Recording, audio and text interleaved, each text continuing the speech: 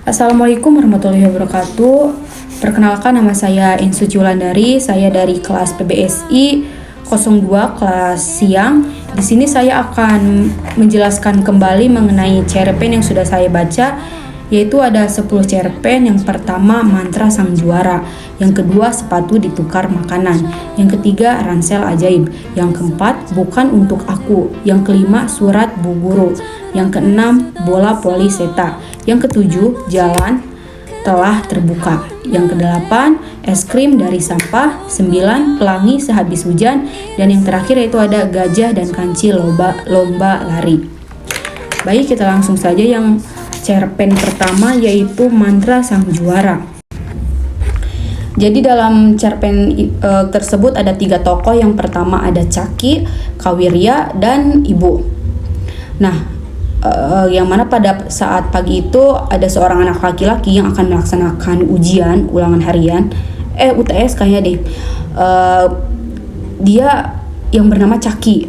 Nah, dia itu kalau setiap mau ulangan selalu overthinking, selalu mikir gimana kalau dia tidak masuk 5 besar, masuk 3 besar. Nah, padahal dia itu selalu masuk 5 besar tapi tidak pernah ranking 1.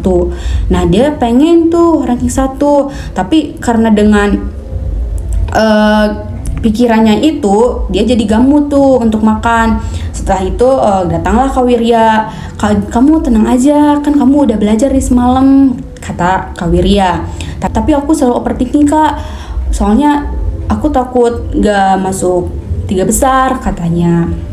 Nah, setelah itu mending kata Kawirya, dia itu mengajukan mending ke sekolah aja deh, ntar dikasih tahu triknya, katanya. Nah, udah deh si Caki tuh ke sekolah berangkat. Nah, Caki setelah pulang sekolah menunggu Kawirya karena ingin tahu mantra trik apa bisa menghadapi ujian tersebut. Nah, ternyata datanglah Kawirya. Setelah datang, dia memberitahu bahwa ternyata ada triknya nih. Misalkan tentang IPA, biologi, yaitu ada pahaku gatal, paru-paru, hati, kulit, dan ginjal. Jadi bisa dipersingkat kata-kata tersebut, misalkan Mejiku Hibiniu, Bumaju, dan lain-lain. Nah, dari situ, pengetahuan dari situ, Caki jadi tahu nih, oh ternyata dalam menghafal sesuatu itu bisa dipersingkat, intinya begitu. Itu cerita yang nomor 1. Cerpen yang kedua yaitu ada Sepatu Ditukar Makanan. Di cerpen ini menceritakan ada seorang perempuan, anak perempuan yang bernama Nini. Dia itu pengen sekali membeli sebuah sepatu lucu yang berwarna merah. Di depannya itu terdapat pita. Nah, dari dulu Nini pengen sekali membeli sepatu itu tapi belum kesampaian. Nah, sewaktu ketika ibunya memberikan Nini uang 100.000. Nah, Nini senang tuh karena sepatu yang diingin-inginkan mau dibeli nih sekarang. Ketika Nini mau nyebrang, karena tokonya ada di depan rumahnya, ketika mau nyebrang ada yang nepuk pundak Nini. Kak, maaf, boleh minta rezekinya gini-gini. Ternyata itu seorang anak laki-laki yang pakai baju kaos tipis, celana pendek, terus yang tidak memakai sendal. Nini kasihan tuh. Dia teringat bahwa punya uang 5.000 yang tadinya mau dibelikan es krim. Nini kasihlah uang tersebut, tapi nggak dilihat uangnya. Setelah dikasih, terima kasih Kak, gini-gini. Nah, udah nyebrang Nini mau ke toko, diambil tuh sepatunya. Nini waktu itu sangat senang karena sepatu yang diidam-idamkan sudah ada di depan mata, tinggal dibayar ke kasir. Ketika pengen dibayar ke kasir, mau dibayar, uangnya malah gak ada. Karena Nini malu, Nini keluar, maaf gak jadi Kak, saya gak jadi beli. Setelah keluar, ada anak yang pengemis kasih karena sudah memberikan uang yang 100.000, karena kakak ibu kami bisa mendapatkan makanan dan bisa berobat. Dari sana Nini bengong karena niatnya Nini mau kasih 5.000 kan, ini malah ngasih uang yang 100.000. Itu Nini yang tadinya sedih jadi gembira karena apa yang tidak dia dapatkan malah memberikan kebahagiaan untuk orang lain yang lebih membutuhkan daripada Nini.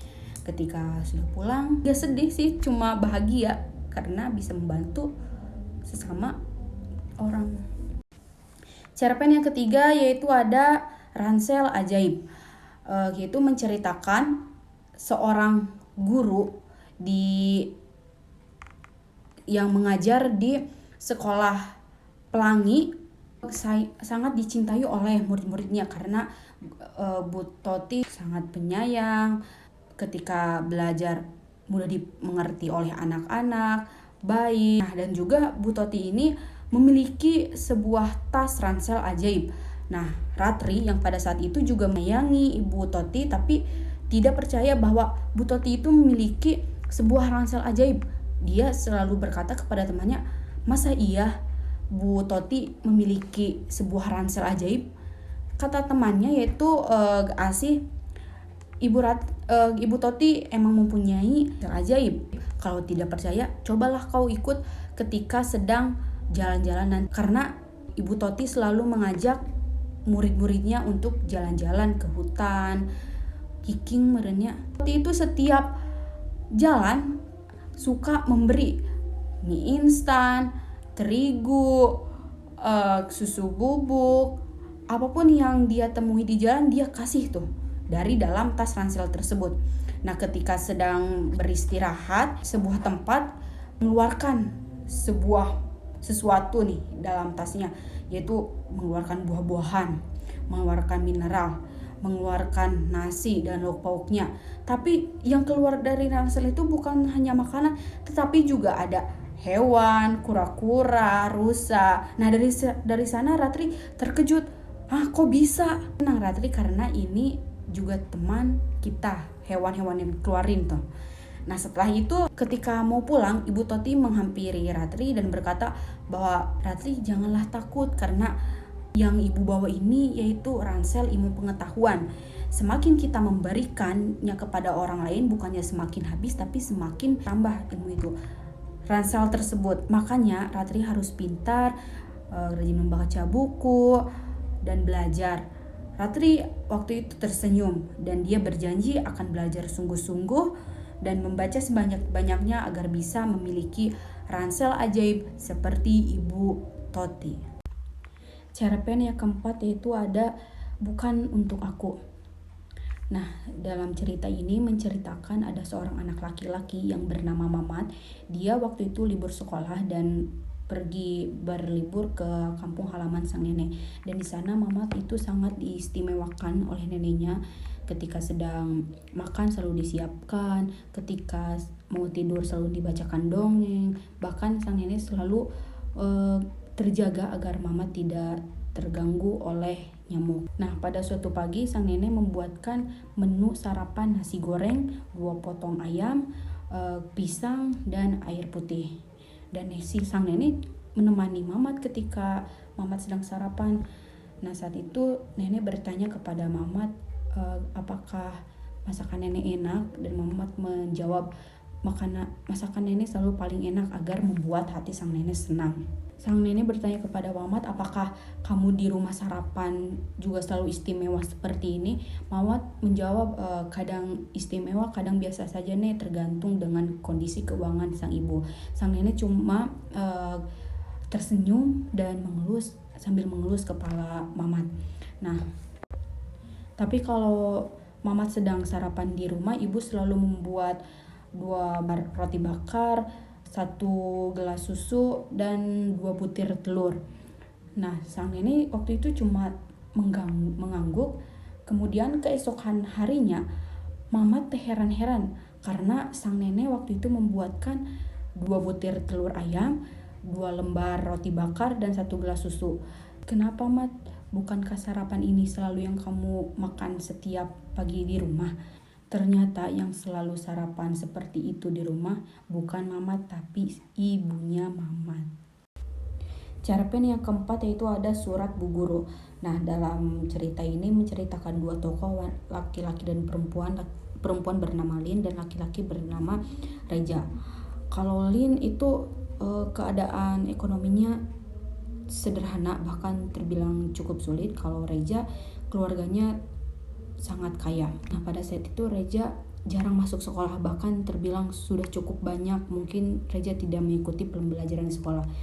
Nah sang guru pun menanyakan kepada murid-muridnya apakah ada rumah yang dekat dengan rumahnya si Reja, dan teman-temannya pun memberitahu bahwa Lin merupakan tetanggaan dengan Reja.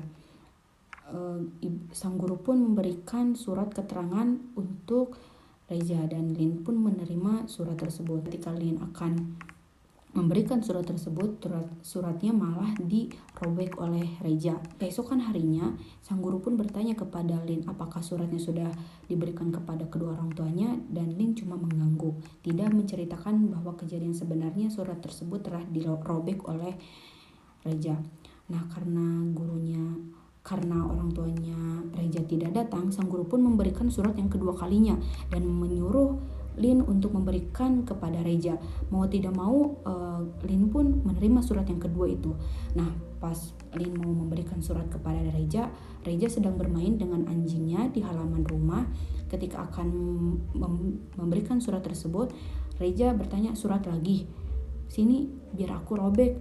Nah dengan perasaan yang kesal, Lin melempar surat tersebut ke arah Reja dan berkata, nih robek lagi biar aku yang ketiga kalinya memberikan surat kepadamu. Apakah kamu tidak tahu bahwa waktuku terbuang sia-sia karena harus memberikan surat ini kepadamu, kata Lin. Aku harus membantu kedua orang tuaku untuk berjualan, tidak seperti orang tuamu yang kaya.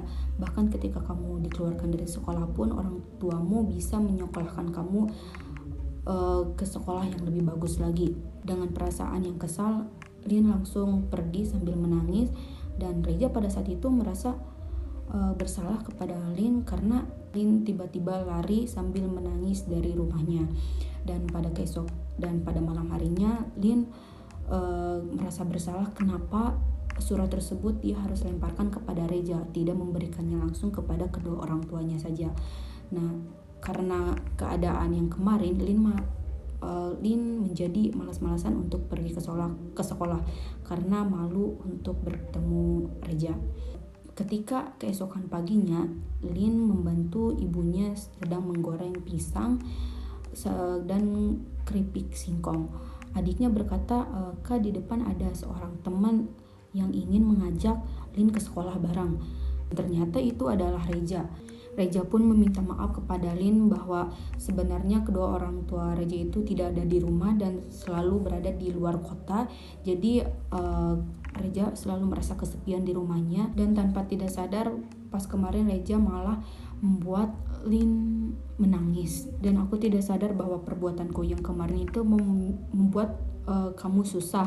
Mendengar pengakuan Reja, Lin merasa senang karena dia tidak perlu memikirkan persoalan surat yang kemarin lagi. Cerpen yang keenam yaitu ada bola poliseta, yang mana pada saat itu ada seorang wanita yang bernama Seta. Dia itu dulunya sangat aktif dalam permainan bola voli. Tapi ketika dia mengalami cedera sampai mengakibatkan harus diamputasi sampai ke paha. Nah pada saat itu Seta merasa frustasi dan mengakibatkan dia lebih suka menonton pertandingan voli di rumah lewat televisi. Sejak saat itu, Seta menjadi lebih tertarik kepada wasit. Seta mulai mempelajari bagaimana cara wasit bekerja, melihat dari internet. Seta juga berlatih berbicara bagaimana wasit ketika sedang mulai pertandingan. Suatu ketika Seta sedang melihat pertandingan bola voli, nah dalam wasitnya itu tiba-tiba tidak bisa hadir yang bernama Randy. Karena Seta bisa nih, Seta mengajukan diri bahwa mending aku yang menjadi wasitnya. Para pemain yang lain tidak percaya bahwa mungkin gak bisa menjadi wasit, tapi karena Seta sudah meyakinkan bahwa aku bisa nih, mereka pun mengizinkan agar Seta menjadi wasit. Dan pada saat itu Seta naik ke tempat wasit, dan mulai tuh ketika sedang pertandingan Seta mulai menjadi wasit dengan cara yang adil. Sekarang Seta tidak menyesali dengan kemalangannya, karena meskipun Seta tidak bisa lagi bermain voli, Seta bisa menjadi seorang wasit yang handal. Cerpen yang keenam yaitu ada bola poli Seta, yang mana pada saat itu ada seorang wanita yang bernama Seta. Dia itu dulunya sangat aktif dalam permainan bola poli, tapi karena pada saat suatu ketika dia mengalami cedera sampai mengakibatkan harus diamputasi sampai ke paha. Nah, pada saat itu Seta merasa frustasi dan mengakibatkan dia lebih suka menonton pertandingan voli di rumah lewat televisi. Nah, setelah itu, sejak saat itu Seta menjadi lebih tertarik kepada wasit, dan Seta mulai mempelajari bagaimana cara wasit bekerja, melihat dari internet, dari koran. Seta juga berlatih berbicara bagaimana wasit ketika sedang mulai pertandingan. Nah, suatu ketika Seta sedang melihat pertandingan bola voli, nah dalam wasitnya itu tiba-tiba tidak bisa hadir yang bernama Randy. Nah, karena Seta bisa nih, Seta mengajukan diri bahwa mending aku yang menjadi wasitnya. Para pemain yang lain tidak percaya bahwa ternyata Seta mungkin gak bisa menjadi wasit, tapi karena terpaksa bahwa Seta sudah meyakinkan bahwa aku bisa nih, mereka pun mengizinkan agar Seta menjadi wasit. Dan pada saat itu Seta naik ke tempat wasit, dan mulai tuh ketika sedang pertandingan Seta mulai melakukan pekerjaan wasit, melakukan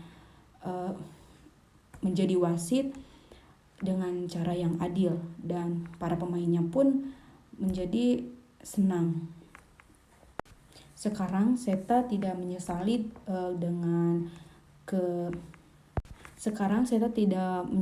dengan kemalangannya, karena meskipun Seta tidak bisa lagi bermain voli, Seta bisa menjadi seorang wasit yang handal. Cerpen ketujuh yaitu Jalan Telah Terbuka. Cerpen ini menceritakan bahwa ada seorang anak SD laki-laki yang bernama Wardana, yang mana pada saat itu dia sedang melakukan pekerjaan di tengah libur semesternya yang akan naik ke kelas 6 SD. Ketika teman-teman yang lainnya itu berlibur bersama keluarganya, menghabiskan waktu bermain, tapi Wardana ini malah melakukan atau memanfaatkan waktunya itu untuk bekerja. Nah, Wardana ini ikut bekerja bersama Mang Inang, yaitu emangnya, masih keluarga dekatnya. Mang Inang itu bekerja sebagai tukang bangunan, yang mana pada saat itu Mang Inang akan melakukan kerjaan di sebuah perkantoran.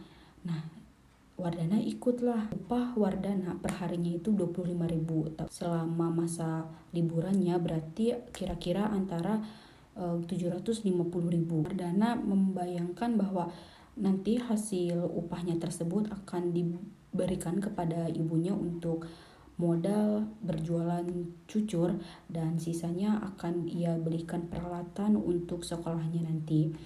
Nah, ketika sedang bekerja, Wardana juga ditanggung kalau soal makan sama Mang Inang. Wardana ketika sedang bekerja di perkantoran tersebut, dia bukan hanya bekerja membantu Mang Inang kayu-kayu untuk membenarkan interior ruangannya, tapi dia juga membantu karyawan-karyawan di kantor tersebut, sehingga Wardana terkenal tuh karena dia itu suka menolong, rajin, anaknya itu sopan.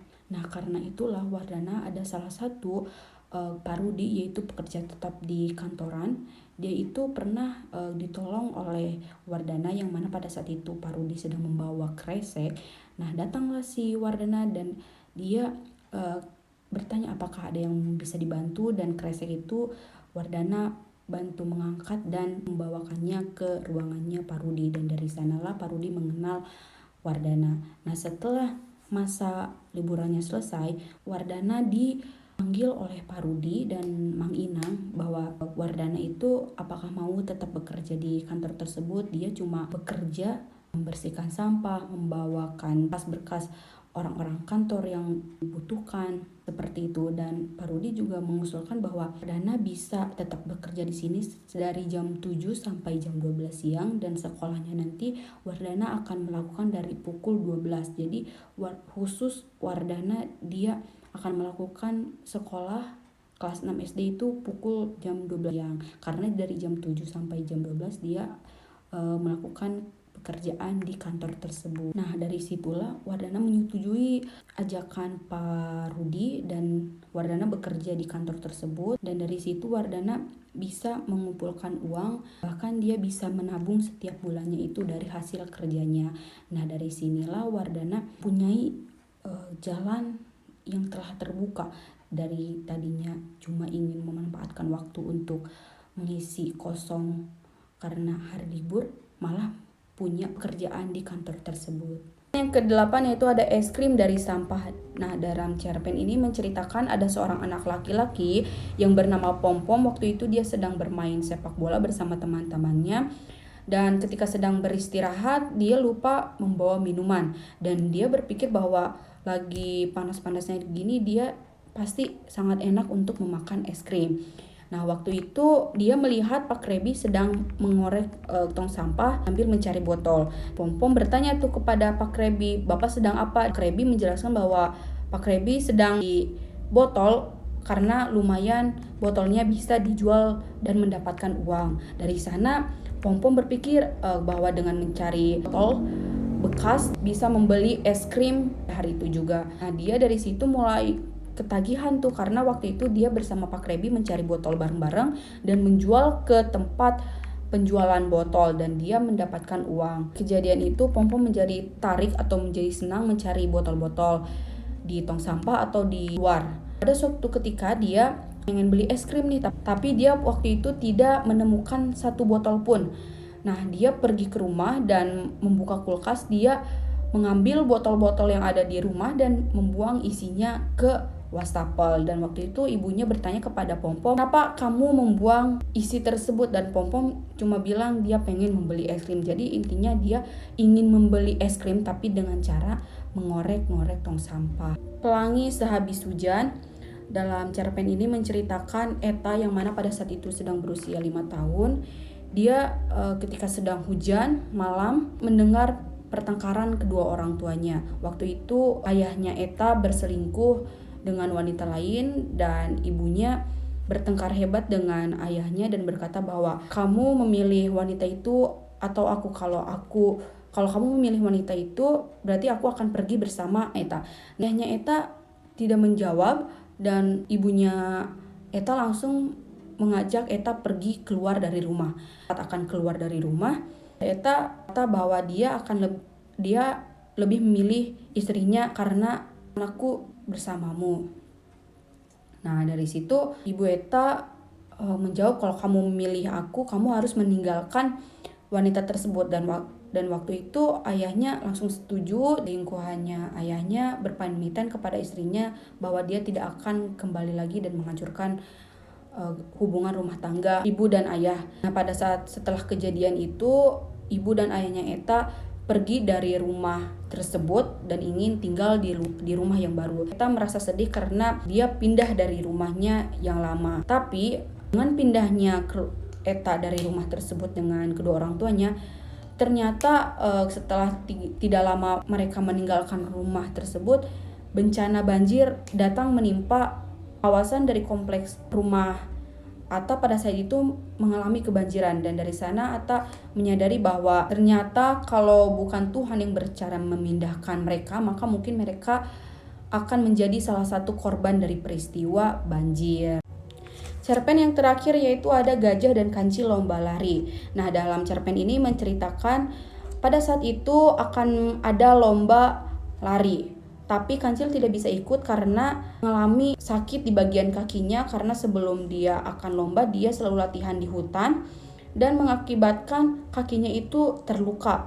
Nah, dia sedih karena tidak bisa ikut lomba lari Kemudian sahabatnya gajah mengatakan bahwa Kancil jangan bersedih karena dia akan ikut lari bersama gajah dengan cara Kancil menaiki punggung gajah dan mereka lari bersama. Kancil yang naik ke punggung gajah. Kancil waktu itu sangat senang sekali karena dia bisa ikut lomba lari. Walaupun dengan naik ke punggung sahabatnya gajah, mereka bisa lari sampai ke finish. Mungkin begitu review cerpen yang sudah saya baca. Mohon maaf bila ada tutur kata yang salah dalam penyampaiannya. Saya tutup. Wabillahi taufiq wal hidayah. Wassalamualaikum warahmatullahi wabarakatuh.